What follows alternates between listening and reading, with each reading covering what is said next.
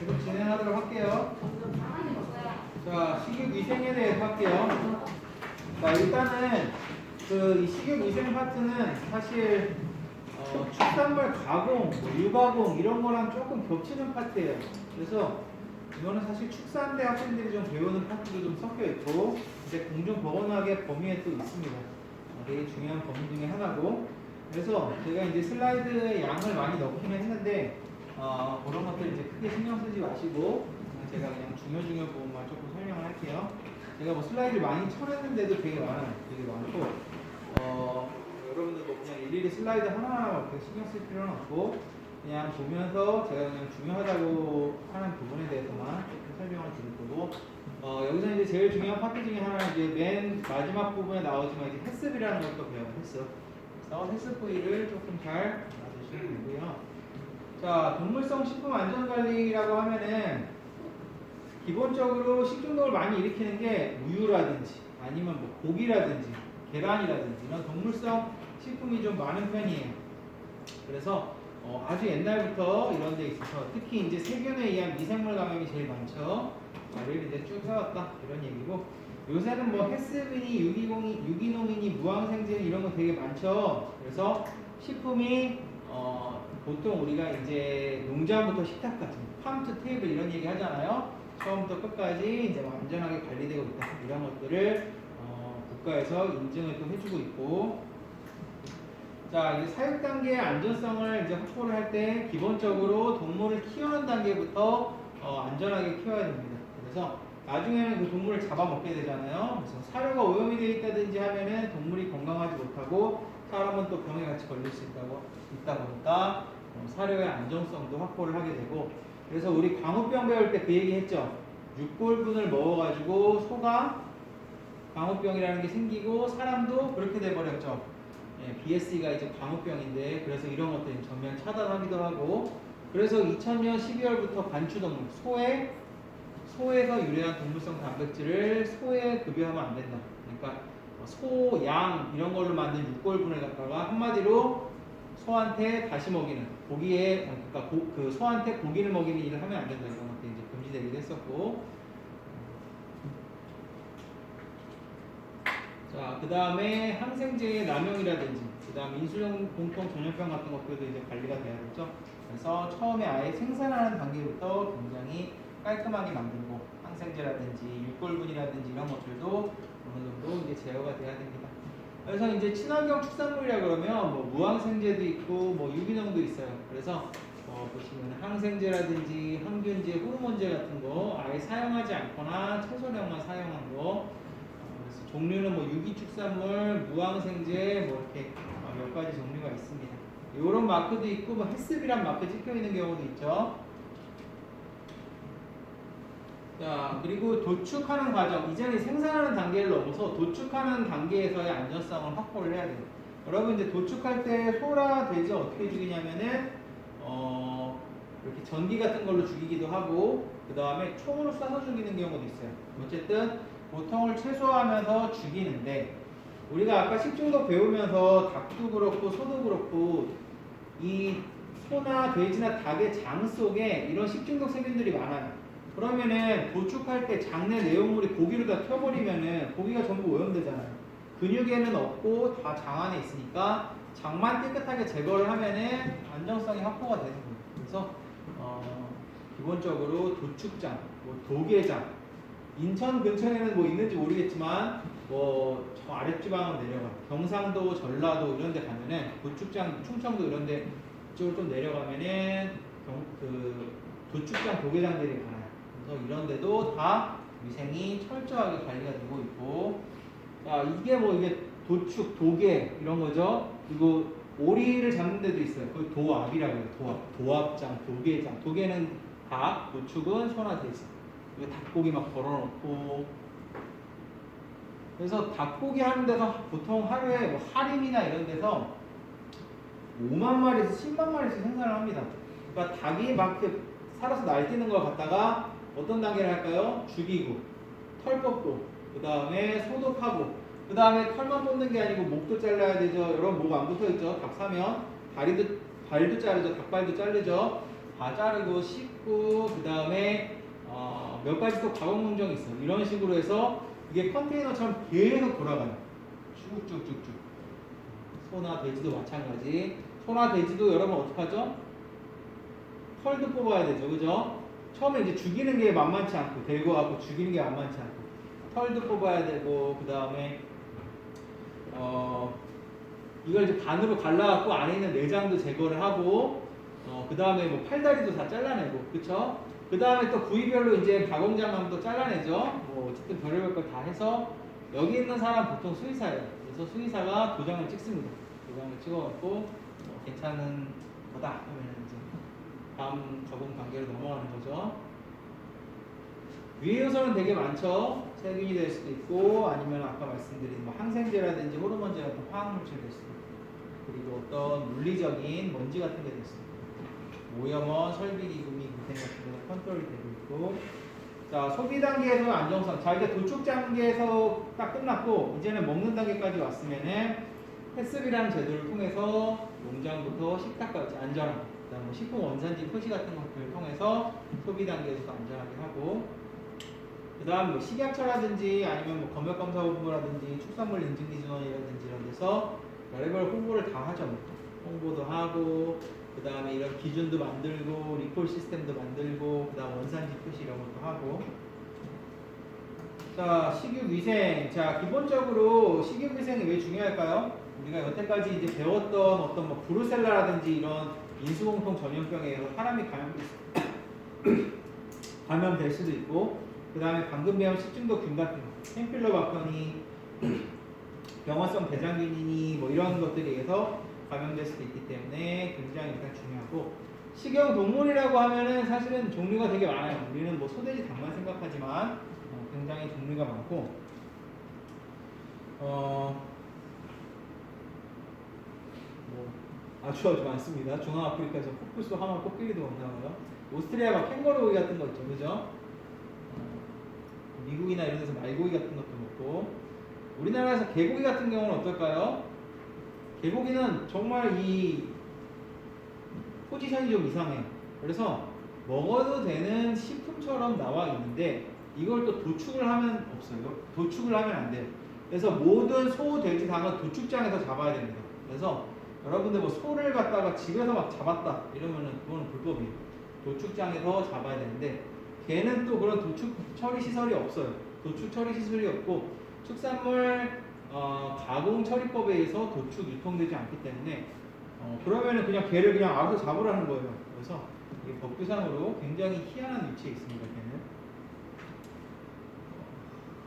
이건 그냥 뉴스 기사 제가 정리하는 건데 이거는 참고로 동물 보호단체에서 주장하는 내용이고 뭐 하여튼 이런 이익단체라든지 아니면 이런 보호단체라든지 아니면 뭐 또 정부의 입장 또 그 다음에 개고기를 파는 쪽의 입장 이런 데들이 이제 되게 첨예하게 맞닿아 있긴 한데 이제 최근에 분위기는 먹지 말자는 분위기죠. 자, 어쨌든 우리나라 이제 식육 이용 현황을 보니까 돼지가 많고 소, 닭 이런 식으로 되고 있고요. 식육 수급 현황 보니까 자급률은 한 40, 이거는 좀 통계가 오래된 자료예요. 요새는 아마 조금 더 줄었을 것 같아요. 워낙에 수입을 많이 하니까. 그 다음에 고기를 갖다가 이제 딱 하게 되면은 지육이 있고 정육이 있어요. 그래서 이 차이를 좀 알아두세요. 지육이라는 건 뭐냐면 소가 있으면은 머리 자르고 꼬리 자르고 다리랑 내장까지 제거하면 그게 딱 지육입니다. 지육. 그러면은 이렇게 딱 걸려있는 애들이 지육이라고 보시면 돼요. 그쵸? 정육이라는 건 뭐냐면은 지육이 있으면 여기서 뼈를 분리하면은 이게 정육이 됩니다. 여러분 정육점 가면 뼈에 붙어서 파나요? 뭐 갈비 같은 몇몇 개 빼고는 뼈는 다 갈라져 있죠. 그래서 뭐 홍두깨살 주세요 그러면 뼈가 없는 홍두깨살만 순수하게 주잖아요. 그런 식으로 정육은 지육으로부터 뼈를 분리하면은 정육이고 지육은 그냥 팔다리 뼈는 이제 붙어있는 상태고 그것만 제거한 도체라고 보시면 됩니다. 내장은 이제 안에 있는 뭐 간, 폐, 심장 뭐 이런 거 우리나라 이거 다 먹죠, 그렇죠? 순대집 같은 데 하면 다 나오죠. 내장 있고 그 밖에 그 다음에 부산물이라는 것도 있어요. 부산물이라는 거는 뭐 닭발이라든지 아니면 내장이라든지 이런 것도 이제 부산물로 만든 거죠.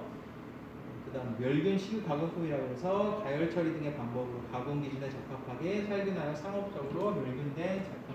그래서 항상 이제 그 고기는 세균 같은 게 많다 보니까 이런 식으로 멸균해서 파는 것도 있고. 자, 그럼 소도 이제 지육률이 있고 정육률이 있겠죠, 그죠? 지육률이라 그러면 아까 말씀드렸듯이 앞다리, 뒷다리 잘라내고 머리 잘라내고 이런 거 했을 때 한 50에서 70%가 지육률이 나오고, 정육률이라 그러면은 여기서 이제 뼈랑 지방까지 뺀 그런 순수한 고기 40%. 이런 식으로 고기별로 지육률과 정육률이 있습니다. 돼지는 정육률이 좀 높죠. 살이 많아서 그럴 수도 있고, 닭은 정육률이 소랑 비슷하고.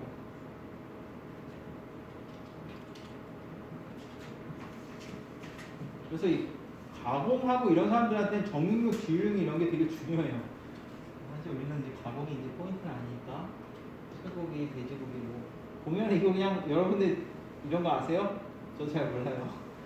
살치살이 어디고, 뭐 홍두깨살이 어디고, 치맛살이 어디고, 항정살이 어디고 이런 거 잘 모르고. 어쨌든 요새는 그 육종 같은 거 감별하는 방법도 있어요. 소가 섞였는지, 돼지 같은 거 섞였는지 그런 거 확인할 수도 있고, 원산지 같은 거 확인할 수도 있고, 한우 같은 것도 유전자를 감별하기도 합니다. 그래서 그 축산과학원이나 이런 데 가면 이런 기술들이 되게 많아요. 그냥 어떻게 몰라도 되는 부분이고. 자, 이제 식육의 변화를 봤을 때 여러분들 그 소고기 먹을 때 갓 잡은 게 좋을까요? 아니면 좀 있는 게 좋을까요? 숙성시킨 게 좋을까요? 숙성시킨 게 좋아요. 그죠? 그래서 모든 동물은 딱 잡게 되면은 이 사후강직이라는 게 있어요. 사후강직이라는 거는 보통 덩치에 따라 달라요. 소는 도축하고 한 하루 정도 가고, 돼지는 반나절. 닭은 덩치가 작으니까 2시간이면 그렇게 되는데, 이 안에 있는 이 당 성분이 변화하면서 생기는 거고, 말 그대로 사후강직이라서 사후, 죽고 나서 강직, 몸이 강직되는 거예요. 그럼 고기가 질기고 맛이 없습니다. 그래서 사후강직이 끝나고 나서 그 다음에 자가융해가 돼갖고 단백질이 조금씩 녹기 시작하면은 식육이 부드러워집니다. 그래서 세균이 아닌 안에 있는 효소가 발효를 하면서 그렇게 되는 과정이고요. 세균이 만약에 융해하는 과정이면 이건 식중독 걸리겠죠. 그래서 육질은 부드럽고 풍미가 좋게 되고, 자가융해까지 끝나고 나서 숙성을 좀 시킬 수도 있어요. 그러면 육질이 조금 더 부드러워져요. 근데 이게 너무 시간이 지나게 되면은 안에 부패세균이 있으면서 고기가 상하게 됩니다. 그래서 사후강직, 자가융해, 숙성인데 강직할 때, 그러니까 하루 정도는 이제 멀면 안 되고 시간이 지나서 조금 부드러워졌을 때 섭취해야 됩니다. 자, 생선은 그거랑 반대예요. 생선은 갓 잡은 게 제일 맛있어요. 사후강직이 굉장히 짧기도 하지만 오히려 이제 좀 살이 단단할 때 먹는 게 더 맛있죠. 그리고 생선은 좀 부패가 좀 빠른 편이고, 자, 도축 시 건강한 동물의 고기 속에는 세균이 없어야 합니다. 네, 없어야 하는데 소매점에서는 테스트하다 보면 여러 균이 발견됩니다. 이건 내장에서 유래한 경우도 있고, 유통 과정에서 유래할 수도 있고, 그리고 고기를 누가 썰죠? 사람이 썰든지, 그 다음에 기계가 썰든지, 그리고 사람이 손으로 포장하잖아요. 그런 과정에서 그럴 수도 있고, 그래서 동물 유래에 있는 내장이라든지 가죽 같은 데 있는 균이 고기에 묻는 경우도 있고, 아니면은 도축하는 사람이 이렇게 하는 경우도 있고. 자, 그 다음에 지방 변폐라는 게 있어요. 변폐라는 거는 말 그대로 그냥 변폐는 이제 그냥 부패하기 시작하는 거라고 보시면 되고, 뭐 고기가 이제 상하게 되면은 색깔도 변하고, 그 다음 냄새도 변하고, 그 다음에 그 안에 지방이 있으면 지방이 상하는 걸 갖다 우리가 산패라고 합니다. 산패. 그래서 산패가 되면은 지방이 산화되면서 불쾌한 자극치를 일으킵니다. 그래서 여러분 고기 냉장고에다가 계속 두잖아요. 그러면은 시간이 지날수록 막 끈적끈적한 것도 나오고 냄새도 되게 나빠져요. 식육의 지방 산패에 의한 악변, 지방의 풍미 변화, 황색 현상 같은 것도 나타나는데요. 암모니아에서 지방이 산화돼가지고, 어치는 이제 그 어육이 이제 그 미생물에 의해서 분해돼갖고 이런 것들이 이제 생성하는 거라고 보시면 되고, 그래서 이런 것들을 갖다가 고기한테 먹이는 경우가 있어요. 소나 돼지고기한테 먹이면서 그런 문제가 되는 경우도 있고. 자, 식육과 미생물에서 봤을 때, 자, 기본적으로는 가축에 감염된 미생물이 있겠죠. 아까 말씀드렸듯이 살모넬라라든지 결핵, 브루셀라, 가축 자체가 감염된 경우도 있고. 근데 가축은 아픈 경우도 있지만 멀쩡한 경우도 있어요. 어쨌든 자, 2차적으로는 사람에서 병원체인데 만드는 사람 때문에 그렇든 도축하는 사람 때문에 그렇든 키우는 사람 때문에 그렇든 사람에 의해서 감염되는 경우가 있습니다. 그래서 1차적으로는 동물이 원인이 되는 경우가 있고 2차적으로는 사람이 원인이 되는 경우가 있습니다. 자, 그래서 식육을 변질시키는 거는 굉장히 다양해요. 그래서 이런 건 이제 화학적으로 이제 식육을 변질시키는 거라고 보면 되고 세균이 만들어내는 이런 다양한 화학 물질이 부패를 시킵니다. 그래서 꼭 식중독 세균이 아니더라도 여러분들 그냥 상한 거 먹고 탈하는 경우도 있죠. 그래서 이런 세균들이 부패 세균들이 이제 종류가 다양하게 있어요. 걔네들도 아까 말씀드렸듯이 냉장 온도에 자라는 애들도 꽤 많아요. 이렇게 자라면서 굉장히 안 좋은 물질들을 내뿜고 이런 것들로 인해서 식육이 변질되게 되고 곰팡이도 마찬가지예요. 식육도 곰팡이가 많이 생길 수가 있습니다. 우리가 식육은 곰팡이 생기는 건 많이 못 봤죠, 그렇죠? 근데 식육도 당연히 곰팡이 생길 수도 있고. 자, 아까 사이코트로픽이라는 거 배웠죠. 그래서 사실은 얘네들이 이 사이코트로프가 있고 사이코트로파일이 있는데 하나는 내냉성균이고 호냉성균이에요. 그래서 냉성이라고 하면 이제 찬 데 자라는 거고 호면을 좋아한다는 거예요. 호감이 있다 하듯이 냉에 호감이 있는 거예요. 얘는 차가운 데 자라는 거 오히려 좋아하는 거고 얘는 따뜻한 데 자라는 게 좋긴 하지만 차가운 데서도 자라긴 잘한다 정도로 보시면 됩니다. 그래서 뭐 0도에서 7도 사이에 자라고 7에서 10일 이내로 집락을 형성을 하고 최적 온도는 24에서 한 30도. 따뜻한 데서 자라는 애예요 얘는 원래. 근데 냉성에서도 자란다. 호냉은 얘는 이제 차가운 데를 좋아해요. 10도에서 15도가 최적 자력 온도고 10도에서 15도면 요새 날씨죠, 그죠?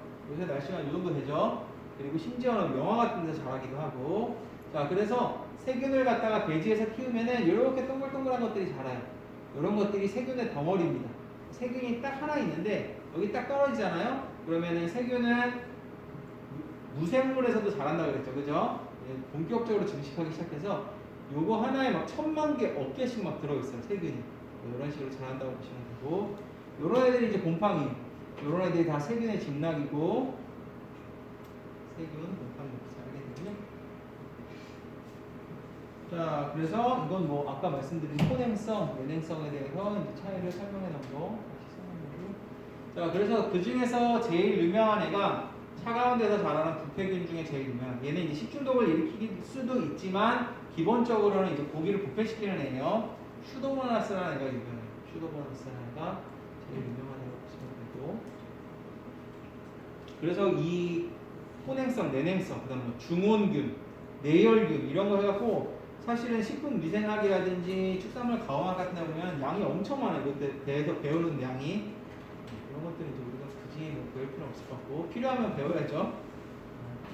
자, 식육 중에 미생물 증식에 영향을 미치는 일. 자, 세균이 자라는데 제일 중요한 것들이 뭐죠? 온도가 일단 제일 중요하겠죠. 그래서 어떤 균이 자라는지, 그 다음 뭐 저온 균이면 낮은 온도에서 자랄 수 있을 테고, 그 다음에 뭐 유괴 물리학적인 성질, 이게 뭐그 갈아진 거냐 아니면 그냥 착착착착한 거냐, 그 다음에 뭐 고기의 화학적인 성분, 이건 뭐 수분이 얼마나 많은지, 산도가 어느 정도 되는지, 산소가 있는지 없는지, 그다음 온도 같은 것들. 온도가 이제 사실 제일 중요하죠.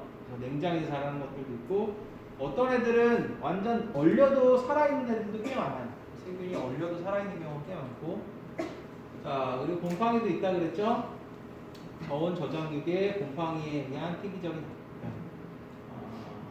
표본도 있는데, 위생상 곰팡이의 발생 방지에 주의해야 할 점은, 자, 일단은 곰팡이 오염되는 거는 포자가 맨날 날라가 댕기다가 어느 정도 조건이 좋으면은 천천히 자라기 시작하고, 그래서 온도, 뭐 열저항성, pH, 산소, 뭐 아까 세균이랑 비슷하게 다양한 조건에 의해서 영향을 받게 되고, 뭐 발생을 방지하려면 기본적으로는 방부제를 넣든지 아니면은 조건을 그 보관 조건을 제대로 해주는 게 좋겠죠. 그 다음에 이제 그 식품 보관에 있어서 그리고 이제 식품에서 미생물이 자라는 데 있어서 수분 활성도라는 개념에 대해서 잠깐 설명을 드릴게요. 수분 활성도는 뭐냐면은 식품 안에 있는 이런 자유수라는 애가 있어요. 프리워터라 그래갖고 이거 너무 복잡하게 생각하지 마세요. 그냥 복잡한 개념인데 그걸 이제 측정하는 거예요. 간단하게 얘기하면 그냥 되게 간단하게 얘기하면 구하는 식품 복잡하냐 간단하게 얘기하면 그냥 식품 안에 물이 얼마나 함유되어 있냐 딱 그 정도로 생각하시면 돼요. 자, 우리가 식품을 보면은 쌀이랑 그 다음에 양상추랑 비교하면 물이 어느 게 더 많아요? 양상추가 더 많죠. 그렇죠? 그러면은 여러분이 먹는 이제 과자인 뭐 자갈치랑 그죠? 그 다음에 국수랑 비교하면 어때요? 둘 다 말린 거니까 둘 다 비슷하게 물이 없겠죠. 그죠? 그래서 조금 말리고 물이 없어 보이는 애들은 수분 활성도가 낮다고 보시면 되고 조금 축축하고 음식이 그죠? 뭐 죽을 뭐 양반죽을 사 먹는다든지 이런 것들은 물이 많죠. 이런 것들은 수분 활성도가 높고 자 기본적으로 세균은 물이 많아야 잘 자라겠죠. 그러니까 수분 활성도가 높아야지 잘 자란다고 보시면 됩니다. 간단하게 얘기하면 국수라든지 자갈치 같이 건조한 환경에서는 세균이 잘 못 자라고 뭐 죽이라든지 뭐 양배추라든지 이렇게 물이 많은 데서는 잘 자란다고 보시면 돼요. 자 그런데 그렇게 자라는데 중요한 거는 그 안에 소금이라든지 설탕이 있으면은 수분 활성도가 딱 떨어져요. 그래서 아무리 물이 많아도 그 안에 소금이라든지 설탕이 있으면은 수분 활성도가 떨어지게 됩니다. 대표적인 게 잼이에요, 잼. 자, 여러분 이제 잼을 만들고 나면은 잼을 왜 만들죠? 보관을 오래 하려고 만드는 거예요. 잼은 상온에도 잘 상하지 않죠. 그렇죠? 자, 그런 식으로 안에 설탕이 엄청 많이 들어있으면은 잼은 축축하지만 수분 활성도는 확 떨어져서 세균이 자라지 못해요. 자, 케찹 같은 거 보면은 소금이라든지 양념 같은 게 엄청 많이 들어있죠. 그러면 그게 이제 되게 짜단 말이에요. 장도 그렇고 소금이 되게 많이 들어있어요. 그러면 되게 축축하지만 그 안에 소금이 많이 들어있기 때문에 수분 활성도는 떨어지게 됩니다. 자, 수분 활성도란 어떤 임의의 온도에서 이건 사실 특정 온도에서만 측정을 해요. 식품이 나타내는 수증기압에 대한 물의 최대 수증기압의 비율이다. 그래서 이건 퓨어 워터에 대한 뭐 수증기압에 대해서 계산하는 공식이 있는데 크게 신경 쓰지 마세요. 그냥 수분 활성도가 높은 거, 낮은 거, 그 다음에 뭐 소금이라든지 설탕이 들어가면은 수분 활성도가 좀 떨어지게 됩니다. 그런 것도 생각해 주시면 되고. 자, 물의 수분 활성도는 무조건 1이에요. 일반 식품의 수분 활성도는 항상 1보다 작아요. 그래서 물보다는 수증기압이 항상 작기 때문에 아무리 수분 활성도가 높아도 가령 주스를 마신다고 해도 수분 활성도가 1이 될 수는 없습니다. 0.99 뭐 이런 식이에요. 자, 미생물은 수분 활성도가 낮으면 증식이 억제된다. 당연히 그렇죠. 아까 말씀드렸듯이 건조할수록 수분 활성도가 낮아요. 건조한 데서는 증식이 억제됩니다. 소금이나 설탕 같이 이런 것들이 들어있으면 수분 활성도가 낮아져요. 그래서 축축한 것도 들어있으면 낮아집니다. 딱 이 정도로만 알아두시면 돼요. 그래서 이게 뭐 계산하는 방법이 있어요. 특정 온도에서 순수 물에 대한 그 수증기압을 어쩌고 저쩌고 해갖고 여기 측정하는 장비가 있어요. 제가 실험실에서 쓰던 건데 여기다 이제 딱 뭐 가령 내가 쌀의 수분 활성도 측정하고 싶어요. 딱 넣고 딱 하고 돌리면 얘가 측정해갖고 뭐 쌀의 수분 활성도는 얼마나 이런 식으로 나오는 기계가 있어요. 자, 그래서 일단은 세균은 수분 활성도가 좀 높아야 돼요. 간단하게 얘기하면 세균은 축축한 데서 잘 자랍니다. 효모나 뭐 이런 거는 그렇다 쳐도 곰팡이는 또 수분 활성도가 낮은 데서 자라요. 0.8이라고 되어 있지만 0.7 정도에서 자라요. 그래서 여러분 사료 같은 거 보면은 세균은 안 자라도 곰팡이는 자라요. 그래서 곰팡이 자라서 곰팡이 독소 생성된다 그랬죠, 그죠? 그래서 사료가 말린 건데도 그래서 세균은 곰팡이보다 자랄 수 있는 수분 활성도가 조금 높습니다. 곰팡이 낮은 편이고. 근데 호염성 세균이 있어요. 호가 좋아한다 그랬죠, 그죠? 소금에 호감이 있는 세균이에요. 대표적으로 아까 비브리오 같은 애들 보면 어떤 애들이죠? 해산물에서 발견된다 그랬죠. 그럼 얘는 소금을 좋아하는 애겠죠, 당연히. 그런 애들은 수분 활성도, 자, 소금물이 어떻죠? 바닷물이 소금이 많으니까 수분 활성도가 낮아요, 일반 물보다. 그런 애들은 0.75 정도만 돼도 수분 활성도가, 즉 바다같이 수분 활성도가 낮은 데서도 자랄 수 있다. 그 다음에 효모도 소금에 내성이 있는 효모도 있어요. 이런 애들은 더 낮아도 자랄 수 있고, 어쨌든 범위가 이렇게 차이가 나고, 곰팡이가 세균보다 낮다는 걸 항상 기억해 두세요. 그래서 수분 활성도랑 수분 함량이랑 완전히 일치하지는 않는데, 그냥 제가 그냥 개념을 좀 쉽게 설명하려고 이렇게 한 거예요. 자, 그래서 과일, 채소 보세요. 수분 활성도 되게 높죠. 국수 어때요? 국수 이렇게 막 쭉 뭐죠? 마트에서 파는 거 보면 이렇게 묶어서 팔죠. 그런 거 다 말라 있죠. 그런 거 낮죠. 크래커 0.2 낮고, 건조 과일 같은 경우도 한 0.7 정도로 낮은 편이에요. 그죠? 자, 꿀은 완전 물덩어리인데 이렇게 낮아요. 왜? 설탕이 많이 들어있으니까. 그러면은 자 보세요. 아까 수분 활성도 세균은 0.9는 돼야 된다고 그랬죠. 그러면은 한 요 정도 되는 애들은 세균이 잘 안 자라겠죠. 그렇죠? 다시 말해서 우리가 크래커라든지 국수는 냉장 보관하지 않더라도 밖에다 둬도 세균이 잘 안 자라요. 그죠? 이거는 뭐 아까 이제 세균별 수분 활성도고, 황색 포도상균 같은 경우는 이렇게 좀 낮아도 자란다고 합니다. 자, 그 다음에 식육에 또 기생충이 있어요. 기생충. 여러분 돼지고기 날로 먹으면 안 된다고 그러죠. 그게 왜 그러냐면 기생충 때문에 그런 건데, 사실 그 기생충이 우리나라에서 거의 없어졌어요. 사실은 요새는 돼지고기를 좀 덜 익혀 먹어도 된다는 말이 좀 있어요. 그렇게 닭은 절대 안 되고, 아직도 캠필로박터랑 살모넬라 때문에. 자, 그래서 대부분 이제 냉동 보관을 하게 되면 기생충은 대부분 이제 사멸을 하게 됩니다. 그래서 선진국 같은 데서는 꼭 고기를 한번 냉동하고 시장에 출하하는 거를 이제 권고를 하기도 하고.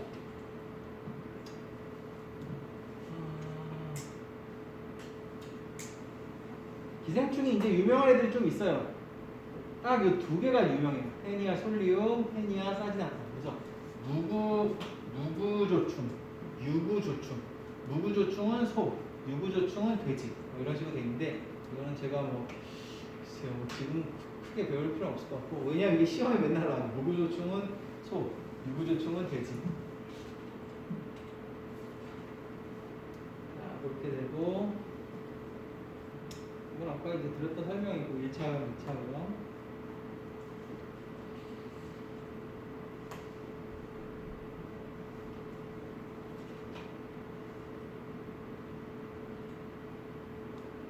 자, 이런 과정들이 이제 다 미생물의 오염을 줄이기 위한 거죠. 소금 같은 거에 우리가 왜 염장해 놓을까요? 소금을 넣으면 수분 활성도가 떨어지죠. 그러니까 세균이 이제 못 자라는 거예요. 이거는 뭐 그냥 모르셔도 되는 거거든요. 제가 못 넣긴 했는데, 이거 뭐 저기가 있을 텐데.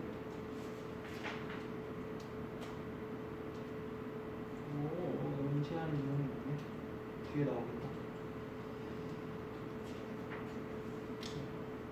이것도 뒤에 나오고. 네, 그 다음에 이제 아까 방금 말씀드렸듯이 염장, 솔팅이라고 그러죠.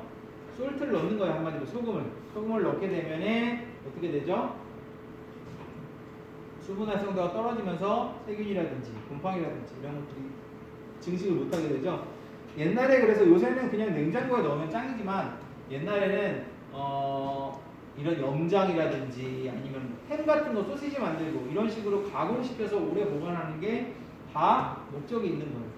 그래서 이렇게 염장이라는 거는 소금을 넣는 건데, 단순히 소금을 넣는 것뿐만 아니라 소금과 비슷한 다양한 걸 넣기도 합니다. 그래서 식염이라 그러면 그 소금이죠. 질산염이라 그래갖고 고기 안에 포함되는 그런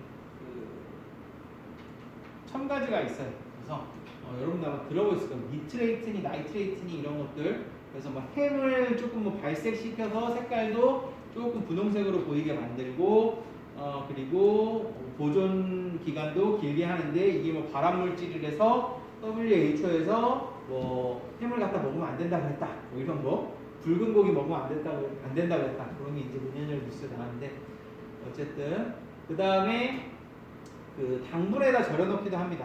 어쨌든 소금이든 질산염이든 당분이든 원리는 똑같아요. 그래서 결국은 수분 활성도를 낮춰서 세균의 번식을 줄이기 위한 거라고 보시면 되고, 자, 훈연이라는 건 뭐죠? 훈연? 베이컨 같은 거 우리가 훈제한다 그러죠. 훈제. 그래서 연기를 가지고 그러면 이제 약간 불맛이 연기 맛이 나면서 맛도 좋아지고 그 다음에 보존 기간이 늘어나게 됩니다. 그 안에 있는 연기를 통해서 세균도 죽게 되고 그 다음에 안에 있는 수분 같은 것도 좀 빠지면서 그래서 보존 효과가 좋고 그 다음 기호성 일단 기본적으로 좀 맛이 좋아지나 봐요. 그래서 약간 연기 맛 같은 거 나죠. 여러분 훈제 연어 먹거나 아니면은 베이컨 같은 거 먹으면은 약간 연기 맛이 나서 조금 맛있죠. 훈제 같은 거 할 때 닫아놓고 그 안에 이제 연기를 피워가지고 연기를 익히는 방식이죠. 스모킹이라고 그러죠. 자, 그래서 뭐 연기 중에 있는 포름알데히드 같은 게 살균을 하기도 하고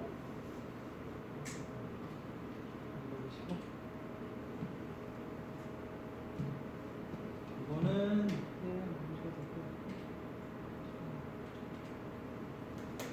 그 다음 이제 기본적으로 사실 미생물을 억제하기 위한 제일 좋은 방법은 냉장이죠, 냉장. 그렇죠? 차가운 데로 이제 보관하게 되면 세균이 증식을 못하고 살아는 있더라도 증식을 못하는 단계니까 그 상태에서 상하거나 그러지 않는 거죠. 그렇죠? 왜냐하면 식중독을 일으키려면은 얘네들이 증식을 해서 아까 말씀드린 감염량을 넘어서야 되는데 아예 증식을 이제 못하게 해버립니다. 그래서 냉장을 시키거나 냉각을 시키거나 거의 비슷한 원리라고 보시면 되고요. 냉동도 마찬가지. 그래서 냉동도 이제 똑같은 원리인데 냉동은 이제 하게 되면은 육질이 조금 변화하죠, 그죠? 그래서 여러분 그 마트 가면 냉장고기랑 냉동고기랑 가격이 다르죠, 그죠? 냉동고기는 아무래도 좀 질이 떨어진다고 생각하는 경우가 많고, 그래서 좀 장기가 세균이 아예 증식을 못하는 온도이기 때문에 여기 냉장은 아까 말씀드렸듯이 저온 세균이 있을 수도 있고 세균이 아예 안 죽고 이러지만 냉동 같은 경우는 세균의 활동이 완전히 정지가 되고 그 다음에 죽는 경우도 굉장히 많고 그 다음에 저온 세균은 이제 증식이 아예 안 되죠. 그래서 이제 오랫동안 비축할 목적으로 하게 되고. 자, 기본적으로는 냉동을 이제 오래 하게 되면은 식육이 품질 변화가 있게 되죠. 그래서 그 안에 있는 그 드립, 우리가 소위 드립이라고 얘기하는 그런 수분이나 이런 것들이 이제 빠져나온다든지 그럴 수 있고 약간 조금 목이 좀 너덜너덜해지는 느낌이 있죠.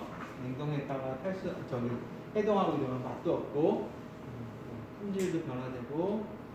그래서 사실 냉동을 할 때는 급속 동결하는 게 좋아요. 그래서 되게 그냥 뭐 한 적당히 낮은 온도에서 되게 오랜 시간 동안 냉동하는 것보다 아주 낮은 온도에서 급속도로 딱 그 냉동을 하게 되면은 육질의 변화가 크게 없습니다. 자, 그 다음에 세균 줄일 수 있는 제일 좋은 방법은 뭐예요? 가열이죠, 가열. 그냥 열을 가하면 사실은 다 죽게 되는 거죠. 그래서 뭐 영양물질이 파괴된다거나 생고기를 먹는 거에 비하면 가장 효과적인 방법이고. 자, 그 다음에 통조림도 좋은 방법이죠. 통조림은 식육을 갖다가 뭐 함석통이라고 불리는 이런 통 안에 넣고, 그쵸? 이건 다 가열하고 안에 공기 빼고 한 상태이기 때문에 상하지 않는 거죠. 대신에 통조림 잘못 보관하거나 그렇게 되면은 클로스트리든 보툴리든 같은 질병이 발생할 수도 있다고 했습니다. 자, 그 다음에 내가 막 가열을 하거나 냉장하거나 이러면은 얘네들이 너무 변해서 싫다. 그러면은 방부제 같은 거 넣을 수 있죠, 그렇죠? 방부제 같은 게 우리나라 식품첨가물에 그 정의하는 방부제들이 꽤 있어요. 그래서 이런 것들은 넣어도 된다. 식육이라든지 식품 속에 그런 것들은 이제 방부제를 이제 넣게 되고.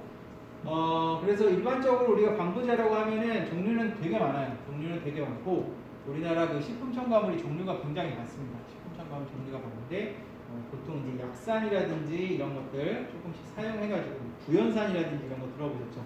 과자 같은데 막 방부제로 들어있는 그런 것들도 사용한다고 보시면 돼요.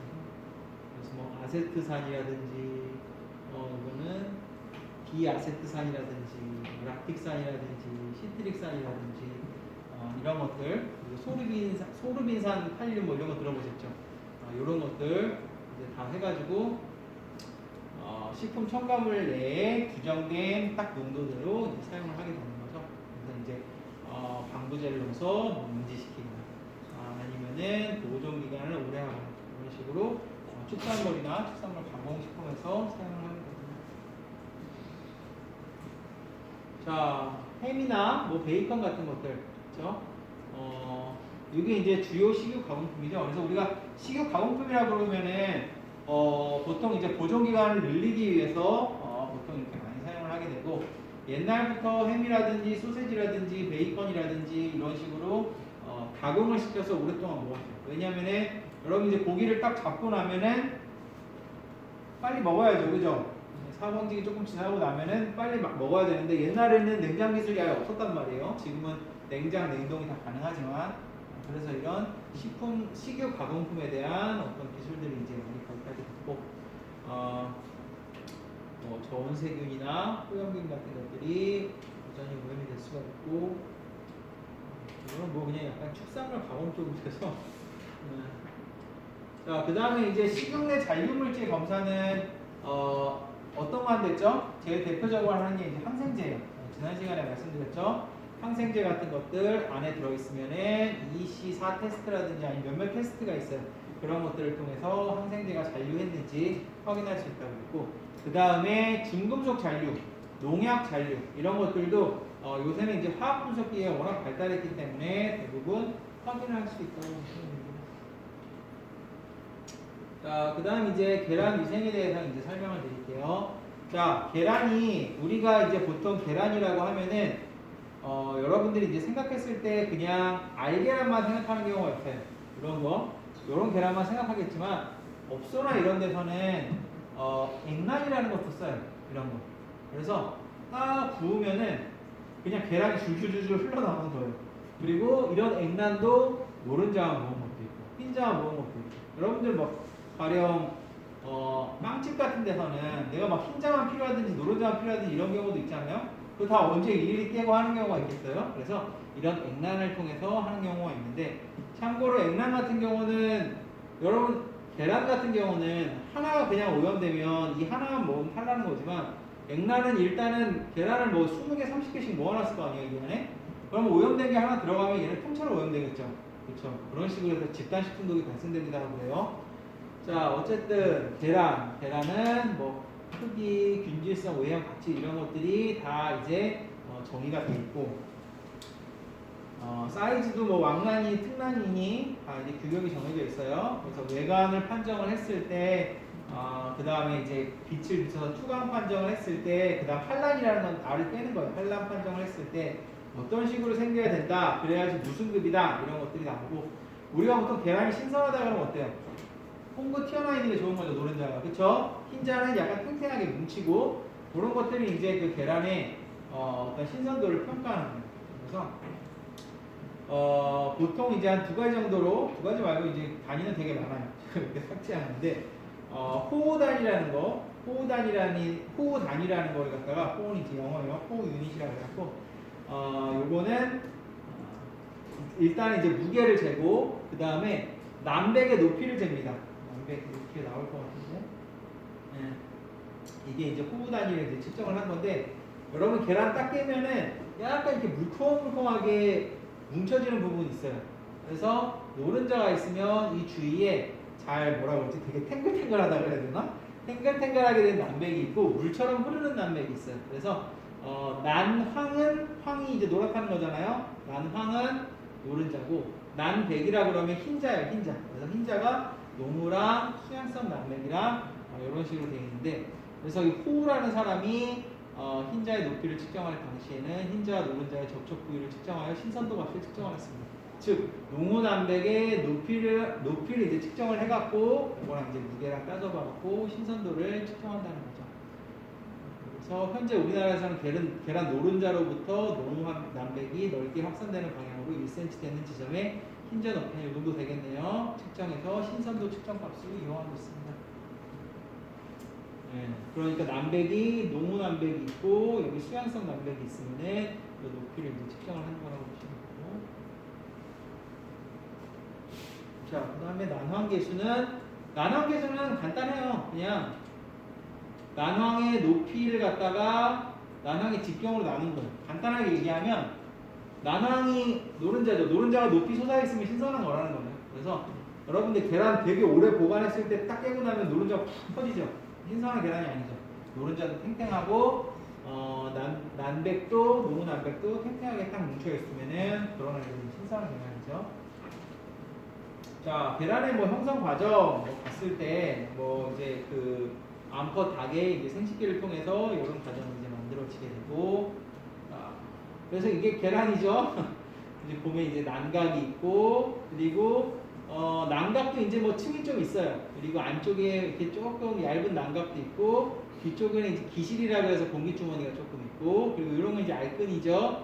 그리고 노른자가 있고, 이런 식으로 이제 구성이 되어 있고, 그 다음에 안에 있는 난백도 안쪽 수양 난백, 그 다음에 바깥쪽 수양 난백이 있고, 요게 이제 난황 같은 경우도 그냥 우리가 봤을 때는 그냥 노른자지만 안에 뭐 층도 있고, 뭐 알룸도 있고, 다 있다고 합니다.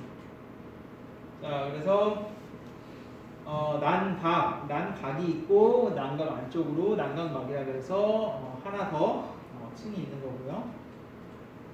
그 다음에 난백이 아까 말씀드렸듯이 흰자고, 노무난백이 있고 수양성이 있는데, 노무난백 같은 경우는 점도가 높고 두꺼운 애들. 그래서 요거의 두께를 측정해서 우리가 호우지수를 측정을 하게 되고요. 난황은 노란색이고 뭐 지질 함량이 높고 유화작용을 한다고 합니다. 자, 그 다음에 뭐 비중이니 산도니 이런 것도 그냥 참고적으로 보시고,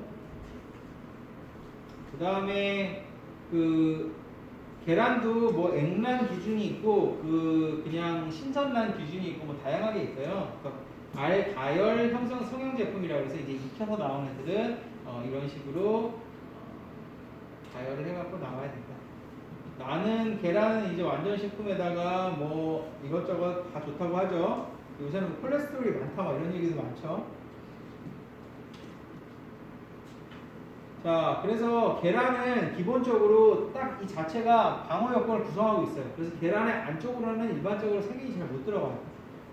딱 보기에도 단단해 보이잖아요. 자, 기본적으로 1차적으로는 난각의 표면이 미생물 1차 방어가 되고, 여기 이제 큐티클이 있어가지고 큐티클이 첫 번째로 방어를 하게 되고, 두 번째로는 실제로 이제 난각이죠. 난각에 보면은 탄산칼슘이 주성분이고, 기공이 있고, 여기는 아무 세균이 들어가려면 들어갈 수는 있는데 막 아무거나 이렇게 들여보내지 않아요. 그래서 여기 보면 조건에 따라 미생물 침입 가능 이렇게 있고, 그 다음 난각막, 이 안쪽에 막이 하나 더 있죠. 3차적으로 방어를 하게 되고, 그리고 이제 난백, 그러니까 흰자 안에 항균 성분 같은 게 있어서 일단은 세균이 들어오더라도 그런 것들을 저해시킬 수 있는 기능이 있고, 난황은 이제 최고의 방어잖아요. 난황까지 들어갔으면 얘는 끝난 거예요. 항균력이 없어서 변질이 좀 쉬운 편이다. 자, 계란의 위생적 생산과 보존에 있을 때, 자, 계란이 생산되는 곳은 어디죠? 사육장에서 생산되겠죠? 그쵸? 닭을 키우는 농장에서 생산이 돼서, 그 다음에 이걸 갖다가 산란을 다 했으면은 얘를 갖다가 모아갖고 우리가 그걸 진란이라고 해요. 계란을 또 모으죠. 어쨌든 이런 과정에서 다 발생이 될 수가 있고, 그 다음에 세란이라 그래서 계란을 한번 닦습니다. 여러분들 이제 보통 우리가 먹는 계란이라고 하면은 이런 것들은 다 세란이 돼서 나온다고 보시면 돼요. 습식으로 할 수도 있고, 뭐 건조로 할 수도 있고. 그 다음에 이제 보존과 유통을 할 때는 일반적으로 우리가 냉장고에 보관하죠. 근데 계란은 사실 상온에서 보관해도 돼요. 그래서 이건 나라마다 균이 좀 달라요. 미국은 냉장 유통을 좀 정의하고, 유럽은 상온 유통을 얘기하고, 그리고 또 이런 얘기도 있어요. 계란 보통 냉장고 문에다가 보관하잖아요. 그러면 자꾸 더웠다 추웠다 이러니까 안 좋다는 거예요. 그래서 계란은 사실 냉장이냐 아니면 상온 보관이냐 이런 부분도 중요하지만, 계란에서 안 좋은 것 중에 하나 온도가 자꾸 바뀌는 거예요. 그래서 냉장했다가 상온에 보관했다, 냉장했다 상온에 보관했다 이러면은 좋지 않습니다. 자, 계란 이상란. 계란은 우리가 먹는 계란은 다 이미 검사도 어느 정도 거치고 딱 보기에도 이상하지 않은 일만 나오는데 별 계란들이 다 있어요. 보면은 난각이 이상해가지고 뭐 반점이 있다든지 거친다든지 모양이 이상하다든지 기형이라든지 이렇게 다양한 것들이 있고, 아니면 껍데기가 너무 얇은 것도 있고. 그래서 이런 것들은 아까 투강 검사라고 해갖고 기본적인 외형도 보지만 투강 검사 같은 것들을 통해서 확인할 수도 있고요. 그리고 여러분들 이런 건들 좀 봤을 수도 있어요. 혈반이나 아니면 반점 같은 거라고 해서 이렇게 빨갛게 생깁니다. 그래서 이걸 우리가 약간 이물질처럼 취급을 해가지고 이런 것들이 있으면은 부적합 판정을 받는데 사실은 그냥 뭐 영양적으로나 아니면은 식품 안전 쪽에서나 크게 문제는 없어요. 그 다음에 뭐 남백 이상한 건 뭐 다양하게 있겠죠. 흰자가 이상하게 보인다든지 노랗게 보인다든지 피가 섞여 있다든지 아까 말씀드린 것처럼. 자, 그 다음에 뭐 세균이나 곰팡이에 의해서 부패가 될 수도 있고, 그리고 살모넬라 같은 것들이 오염되면 식중독 일으킬 수 있다고 했죠. 그래서 부패가 됐든지 냄새가 됐든지 곰팡이가 됐든지 이물, 그리고 아까 말씀드렸듯이 이물이 이제 아까 말씀드린 그 혈관 같은 게 이물로 이제 취급을 해요. 혈액 뭐 이런 것들 다 당연히 부적합 아니겠죠. 여기 나와 있네.